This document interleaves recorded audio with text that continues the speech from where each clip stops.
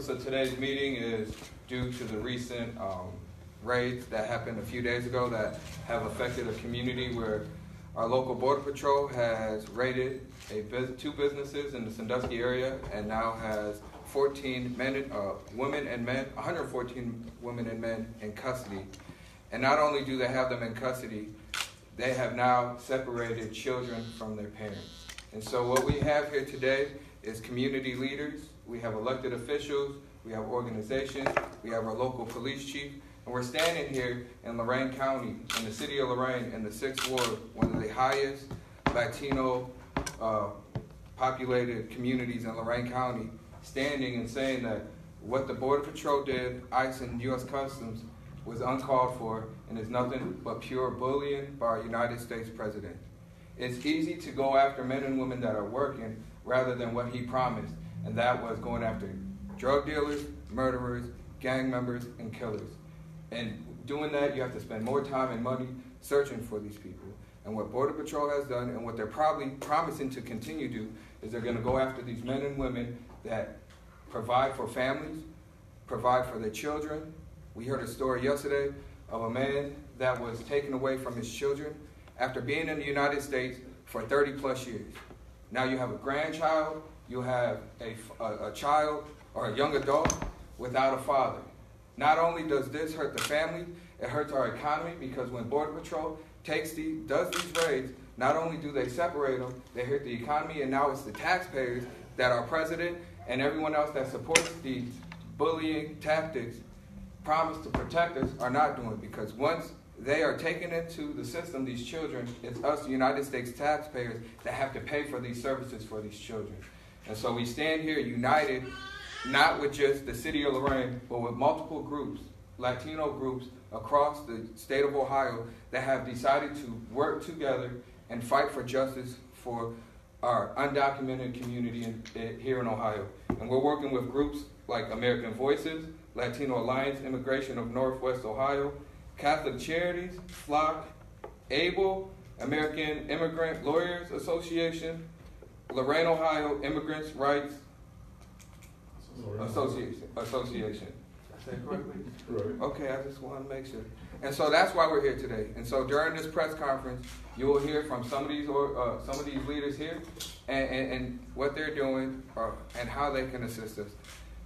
So the first person that I'm going to recognize is Nick Turner in the back. He is United States Congresswoman Marcy Kaptur's representative here in Lorain, and he has a press release that the Congresswoman released yesterday on the webpage, and if any media won't like it, they can get it from him after this press conference.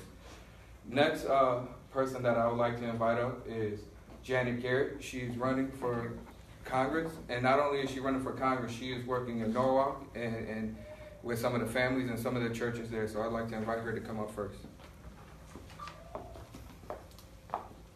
Thank you very much. You know, this didn't have to happen. This didn't have to happen. This is not what America is about. What we need is comprehensive immigration reform, and then this kind of thing would not be going on any longer. My biggest concern is the separation of families from their children. I am a retired school teacher. I worked with children for 35 years. I have 3 grown children of my own. I understand. This is traumatizing to children. We cannot be doing this to children for political gamesmanship, and that's what it's about. We have got to do better. This is exactly why I'm running for Congress.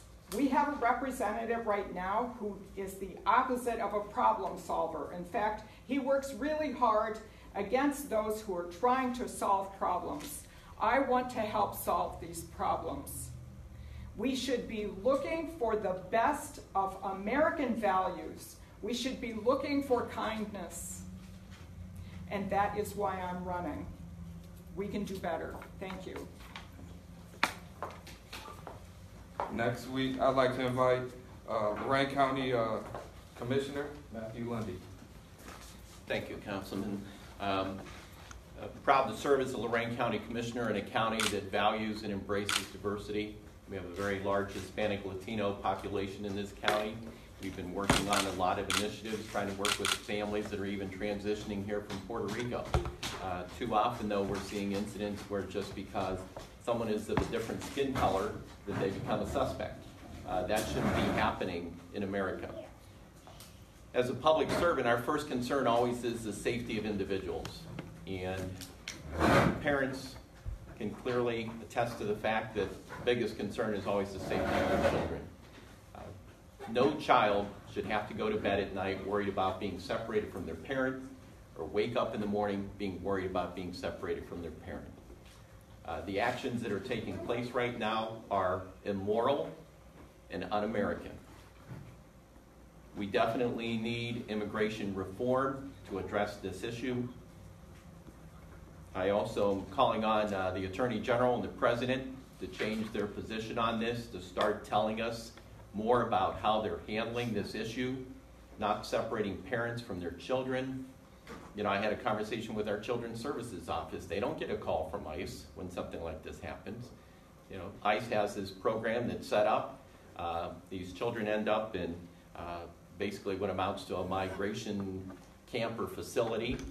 And at that point, they can be separated from their families, they can be deported, they can be sent to another state.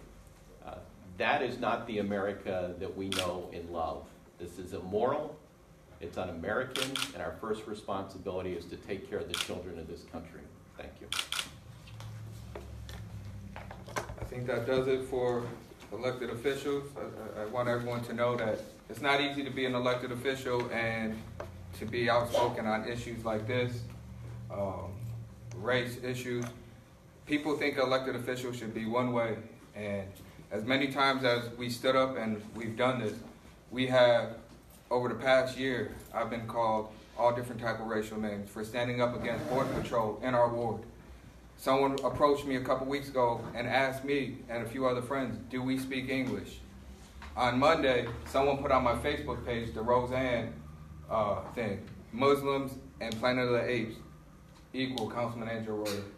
That's the world that we live in. And so we're here as elected officials, and we're standing for what's right, not for what a party wants, not for what an individual person wants. We're here representing our people, not those that just vote, but those that live in our community. And so I'd like to next invite Joe Mendiola from Lorain, Ohio Immigration Rights and Association. Well, thank you very much, everybody, for being here. I know this is a very, very important issue, especially to our undocumented community, our immigrant community. And I'd like to say that Loida and El Centro have been collaborating for the last 4 years. We've dealt mostly with the issues that affect this undocumented community, and you know, it's one of our Loida's mission. Loida is Lorain, Ohio Immigrant Rights Association. Has a vision to empower the immigrant community so that they know the immigration laws, that they know immigration rights. When they're detained, they will be able to talk to an immigration lawyer if they so do please. But the important thing is that they know their rights. You know, Loida has also empowered them with these right to know, the right to know your rights seminars that Loida's every once in a while presents to this community, and it's been pretty successful. Loida's we pledge to work with other national leaders, with organizations, and we also Right now, we're working with Catholic Charities and Jobs with Justice and in the Centro. And I'm sure in the coming days, the list is going to become bigger. But we're in this, and we're going to send a strong message to our president that we will not tolerate the separation of families. We will not tolerate this inhuman act. It's not right. It's not America. And we pledge to resist the actions of this administration. Thank you. Next, we'll have Sister Kathy McConnell from Sacred Heart Chapel, one of Northeast Ohio's biggest Latino churches. Thank you. As many of you probably remember, Pope Francis spoke to Congress in September of 2015, and his message about immigration was that it was very important that we, or Congress better said, come up with immigration reform that is just and at the same time that enables people to come and to start a new life. One major point that he had was that to whom much is given, much is expected, and that we've been blessed in our country with resources, and that we have what we need, and that as a result we have a greater responsibility than many other countries to share what we have. He reminded us that we're a nation of immigrants. Our Bishop, Nelson Perez, is the son of first-generation Cubans, and he is working very hard. Sorry about that. He is working very hard to try to help families get papers in order so that when there are raids like what we experienced in Sandusky, there's a place for the children to go, there are people who are ready to take them, that their possessions and all the things they've accumulated over many years being here are in hands where they're going to actually be able to try to get them back in some way in the future.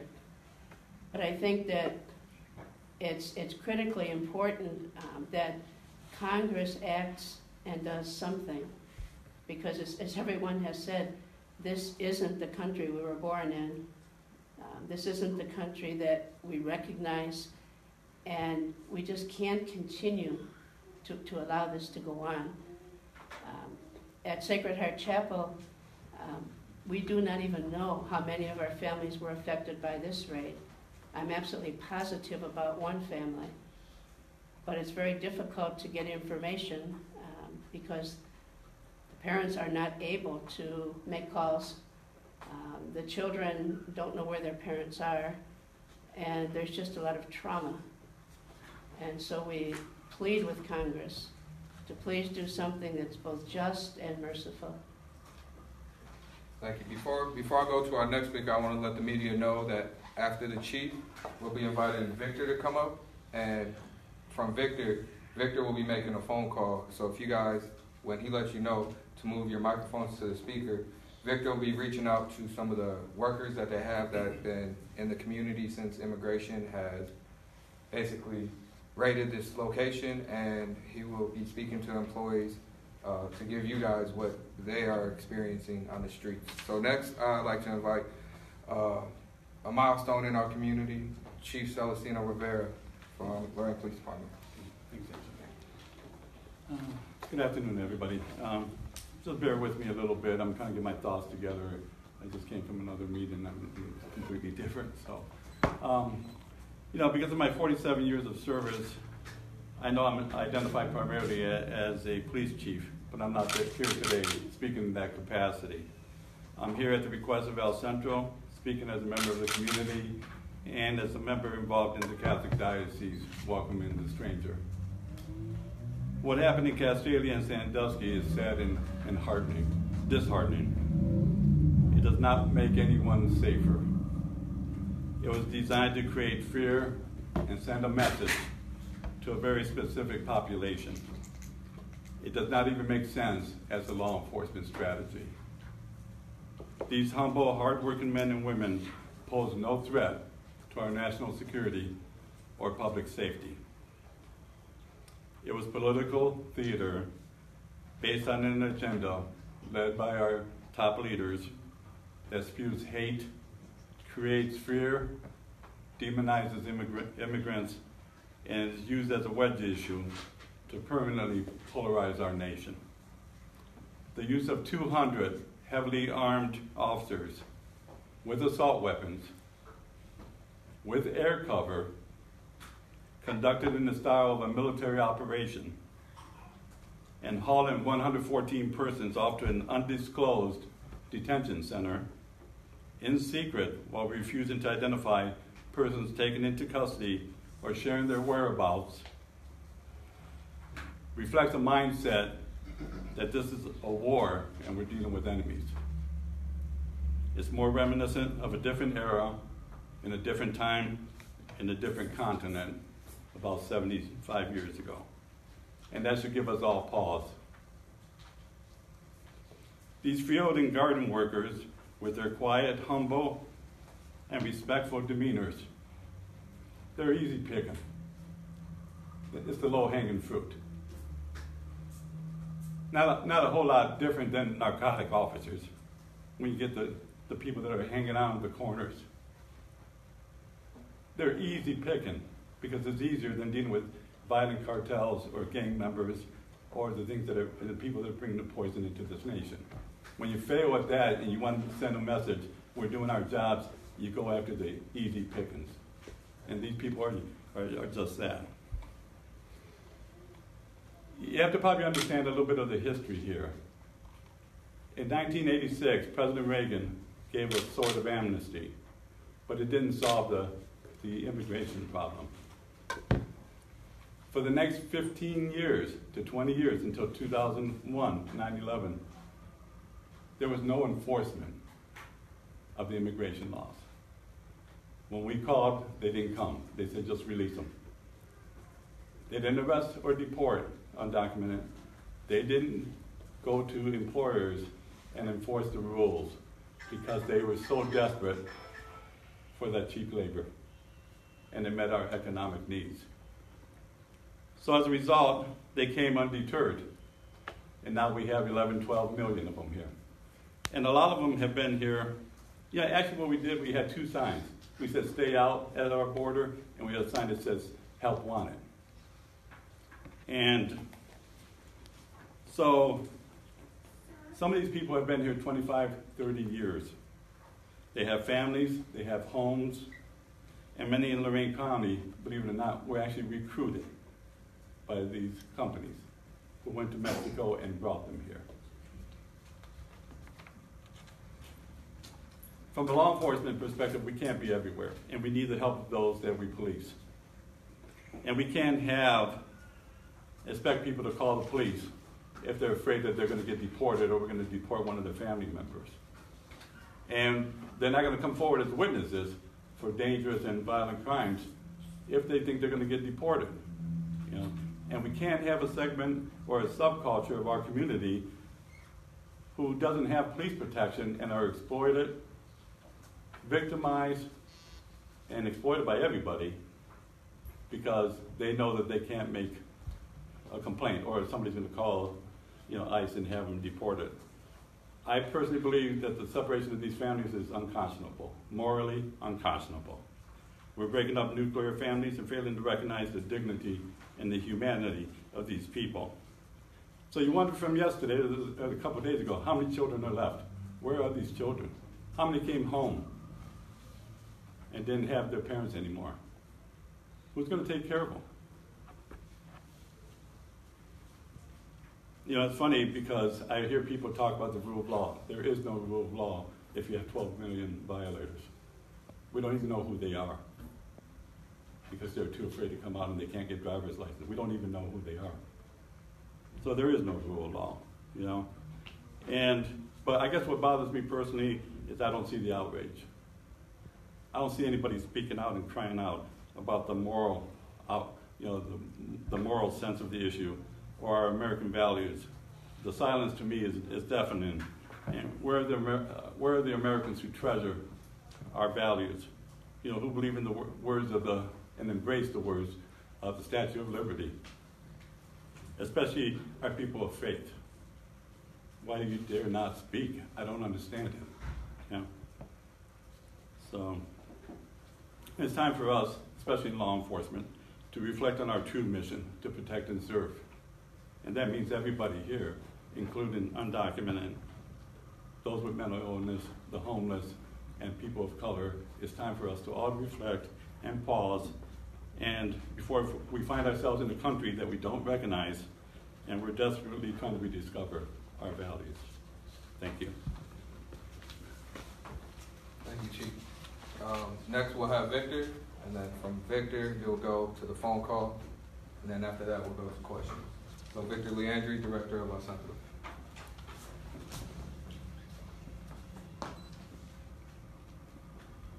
I don't need to collect my thoughts too, because I get very emotional. This is Lorain, El Centro is known as the Latino organization here in Lorain County. And we are, city-wise, we're the biggest Latino city in Ohio, percentage-wise. But it's Puerto Rican, and I'm Puerto Rican. But what happened with immigration is a system that is broken. And I know most of the comments that are going to come from your report is going to be why they don't go the right way, and why they don't do the right way or get to the country the right way like everybody else. The reality is that it's a broken system. And for Latinos, it's even worse to do it the right way because the way we look and the way we talk. Now, Sandusky is the largest, percentage-wise, the largest Latino community in Ohio. We don't have a Latino organization in Ohio. The two Latino organizations, the stronger Latino organization is in Toledo, and Lorain, and Sandusky right in the middle. We don't have one Latino organization there to protect a Latino community.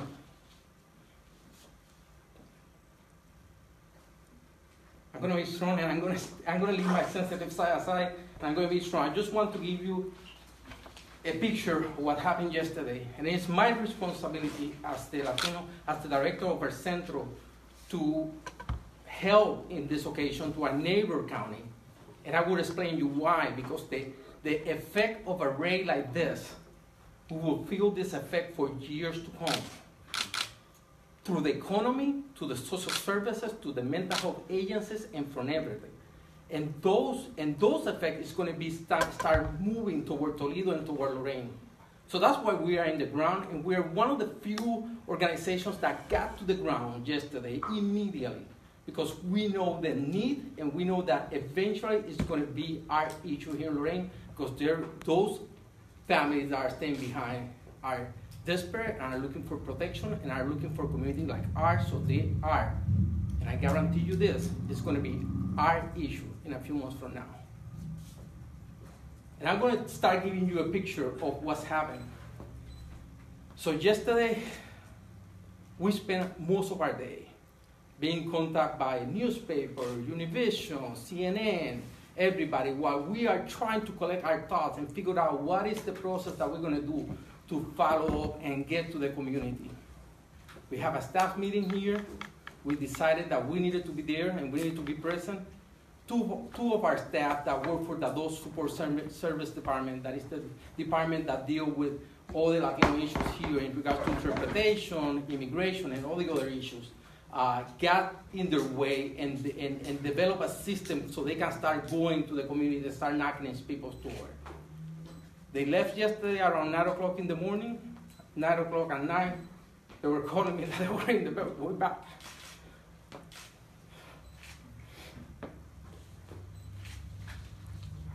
What they describe in the phone, it is inhumane. It is sad.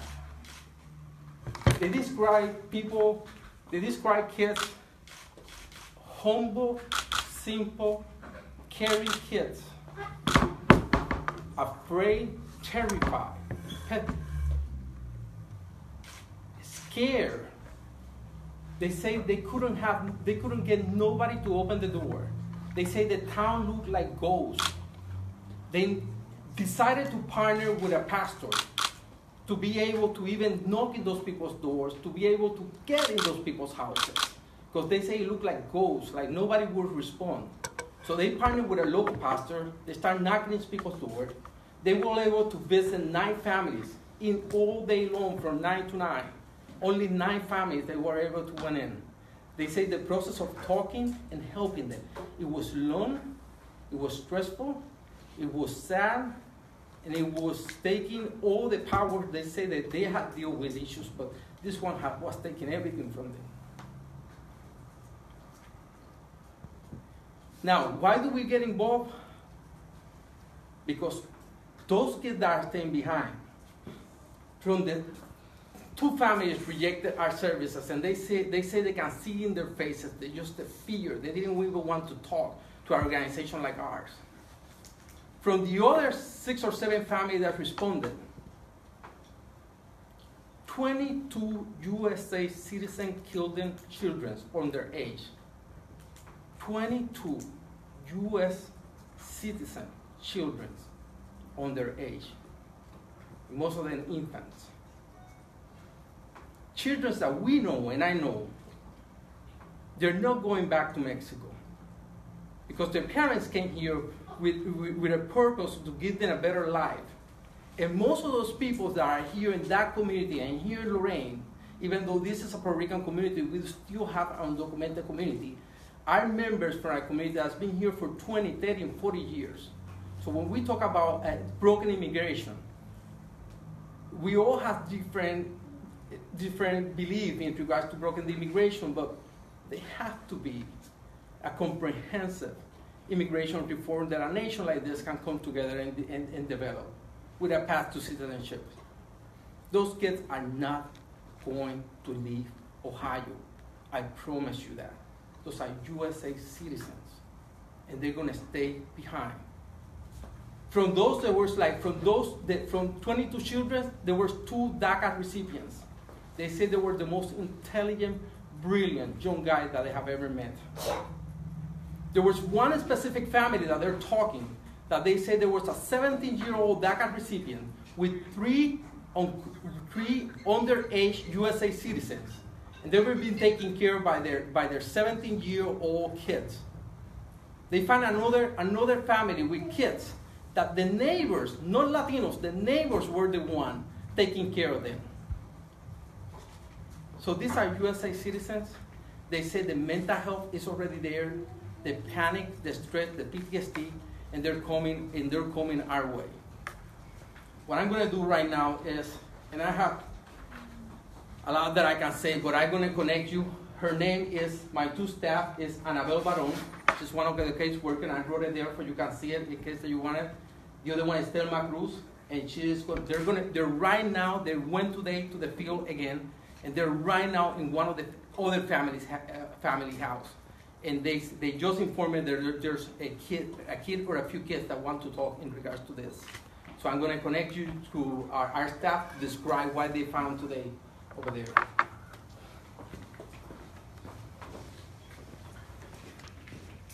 You want me to move your mic or? Annabelle, Thelma, unmute yourself. Can you hear Victor? Yes, we can. Okay. So, I just want to talk a little bit about what we did today, and you talked about a little bit of what we did yesterday. Today we came out and worked in collaboration with different churches to start distributing supplies to the families, things like formula and diapers, milk and food. Like you mentioned earlier, these families are in fear of walking outside or going to the store. They've pretty much barricaded themselves in their houses to the point that they're not even running their air conditioning, but they're taking them out of the walls in fear that they're going to be deported. So we have some families here with us today. Some of the children want to talk about their experience and what they're feeling. I hope that that's okay. The first family that there's 2 boys that want to talk in the first family. This is a family of 3. They've been living here in Ohio for the past 16 years. And they want to talk about what happened when their father was taken by ICE. So I'm going to kind of hand over the phone to them and let them speak and kind of talk about their story.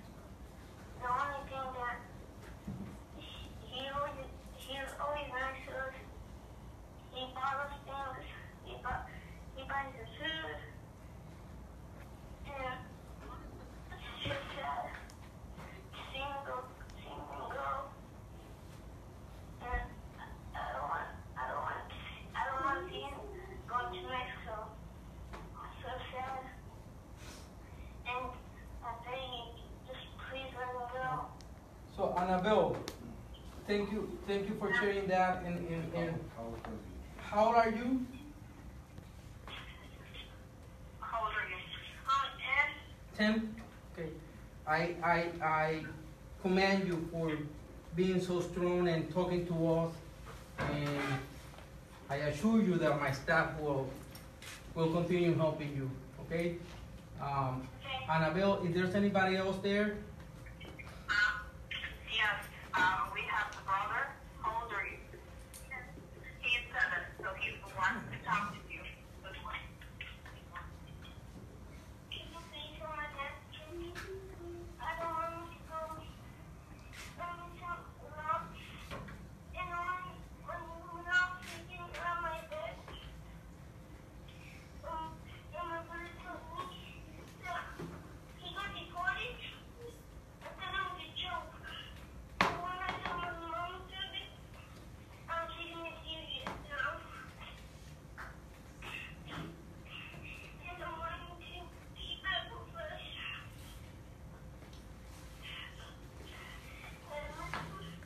He didn't think he really did me mad. He didn't. He was made to. He was willing to listen. He was everything that we need.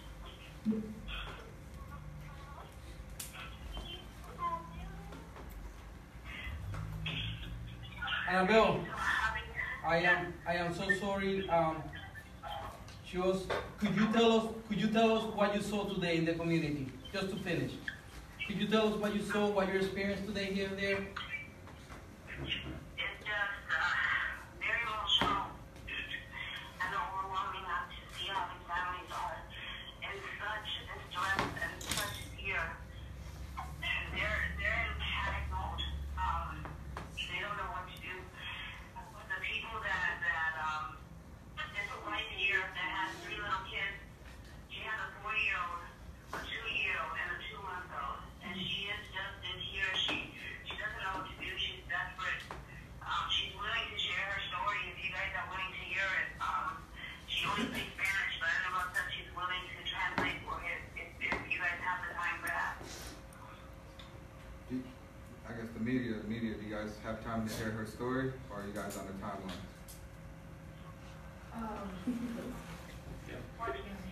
Okay, go ahead, Thelma, or Annabelle. Tell us, never mind. Tell us your name, never mind.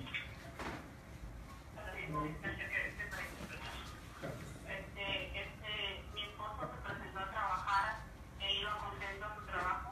My husband went to work that day. He was happy to go to work. Tenemos 16 años de estar aquí trabajando. We have been here for 16 years working in this area. Estamos, verdad, preocupados, estoy aterrorizada con la noticia, verdad, de que recibí que mi esposo fue arrestado. Entonces yo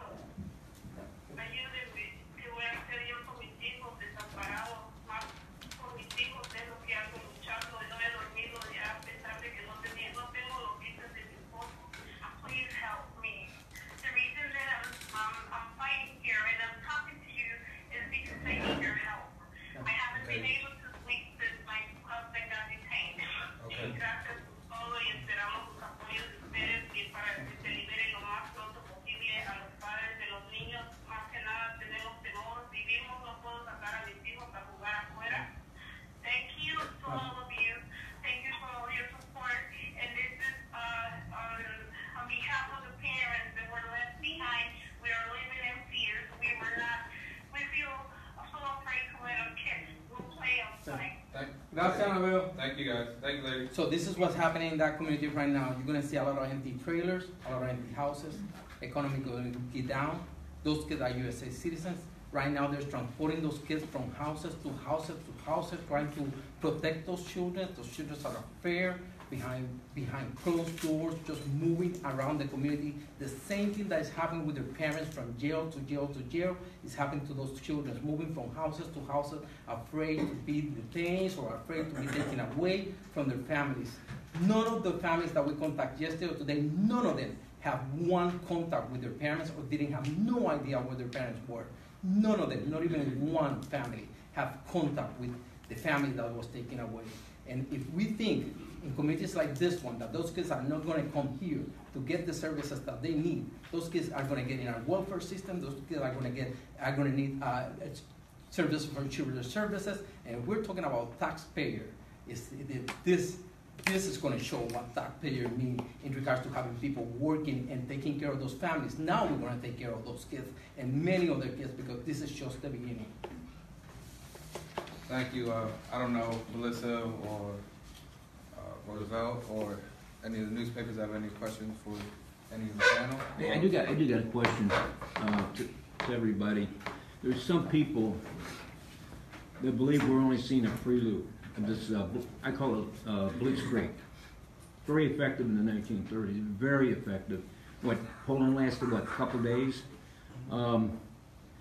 Trump is not going to change it. The guy is immoral, and how can you respect a president that is immoral? That's what a lot of people believe. He makes sexual comments about one of his daughters. I mean, just go to YouTube, you can see it. The guy's beyond reproach, and most people think we got to go and vote and vote and vote and marches. November's coming up. Vote and these Republicans, they won't even allow a DACA vote. A DACA vote. So what's the answer? A lot of people believe the only thing is vote, vote, vote, march, march, march. Trump is hopeless. It's only going to get worse. Listen, I'm the director of a non-profit, and I cannot talk in regards to politics. But this administration is not the first one. This problem of immigration has been a problem for years and decades, and we've been trying to deal with this for many, many years. It's getting worse. It's getting worse, but this is not a new problem here in the United States. So what's the solution is you're right. We need to take the voting power in our hands because this is undocumented. But we have 50 million Latinos here that can vote, and we need to mobilize the community. And I guarantee you, our community is coming out to vote. Our community, we vote for all the presidentials, and we're coming out to vote. We're mobilizing, we're ready planning, we're ready talking about in Latino communities. We are voting this. We are voting. Can I say something to that? Can I say something to his comment? When Donald Trump first got elected, he said that he was going to deport criminals, and I supported that. He said that he was going to keep families together, and I supported that. But he has gone so far afield from what he said he was going to do. And it is up to the people to make sure that we get out there and vote. You know, during the primary in Lorain County, we had 11% of people turned out to vote, 11%. We have to do much better than that, while we still have a democracy to save. Melissa?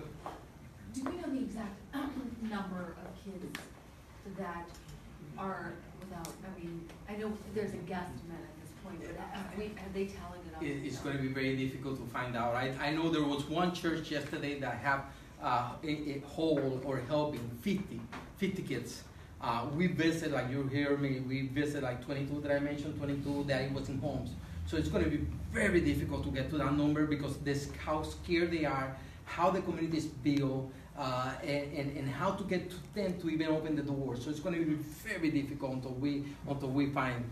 We have a good system. We're working in collaboration with a lot of organizations from Toledo, from Lorain, and other organizations, and we are having a very good system in regards to every time one of these organizations get in contact with family. We are taking the tally and the information of the families, and we're entering databases. Okay. So we will have, eventually we will have some numbers, but it's going to be very difficult. Is that when you guys had just, as you said, mentioning, is that the system that you guys were taking information and then? Yeah, we are in our process. Every family that we're doing entry in regards to getting information of the kids, the ages, the situation, the parents, and we are sending that information to other organizations that are collecting and dealing with lawyers. So then we can also inform those lawyers to reach for the parents and try to provide some services. So we have some kind of system in place right now, but we do have, from our end, from our Centro, even before we start talking, we developed our own documentation that is it's a protocol in my agency, but we developed a procedure to get some of the information that we knew we were gonna need. Lastly, Oh, sorry. No. I think most people that see this, they want to help. What can anybody do? Say that again. I said, people that see this, they want to help. They want to do something. And, I think a lot of people are just like, I don't even know where to go, what to do. So what do you do? What do you run? Yes. The first help that I'm going to ask is, we just talk about that, it's the political power. We need to reach out to Congress. We need to reach out to senators. We need to reach out to our governor. We need to reach out to our mayors. We need to reach out to whoever political power we have. And we need to let them know that we are not standing for this. That's the first thing we have to do as a community. We have to do that. The second thing that we need to do is start mobilizing the Latino community. And here in Centro, I promise you that we will put a program in place to help Latinos understand how to vote. And we will do that. Now, for the need that we have in the community right now, there's a lot of need of pamper, formula, and kids, and food, and everything like that. There's different organizations that are doing collection. There are different churches that are doing collection. We don't have the manpower in this organization to do that collection. We just finished with a collection helping all the families that we received from Puerto Rico, and we were just starting to take a break when this happened. So I'm going to concentrate my effort in sending my staff to the ground and to help families get connected with the services that they need. But we do have a different amount of churches that are starting to do collection. I know in Oberlin and Sacred Heart and other places are starting to do, and in Toledo. But we do need Pampers. They say, when my staff came today, they say that there was a lot of the families that needed Pamper formula, and we already have collections today that we were taking back. So collection, there's other organizations that are starting, like Lorain, some kind of fundraising, because we know most of these families are going to need money to, some of the lawyers are free, but there's going to be some fee for other stuff, and families are going to need money too. So there's organizations that are starting to collect money too, like Lorain is going to start collecting money, and we have other organizations in Ohio that are already starting to do that too. So there's different ways that we can help. And we will have more information as soon as we get more in the ground. We will be there the whole weekend. We will be there. So as soon as we get more information on how to help, I will communicate that.